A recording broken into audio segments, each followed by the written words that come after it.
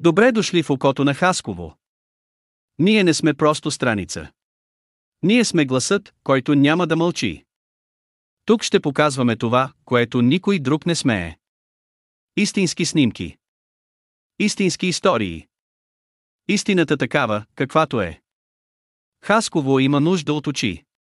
Очите сме ние. Последвай страницата. Споделяй. Стани част от промяната. Кметът на Хасково, защо правим въпросите важни? Станислав Дечев от ГЕРБ обеща инфраструктура, прозрачност и развитие. Но защо инвестициите не стигат до кварталите? Кои конкретни компании печелят обществени поръчки и по какъв начин? Как се отчита ефективността на ремонти и проекти? Има ли реален механизъм за граждански контрол? Отговорите трябва да са достъпни. Окото на Хасково пита. Вие знаете ли,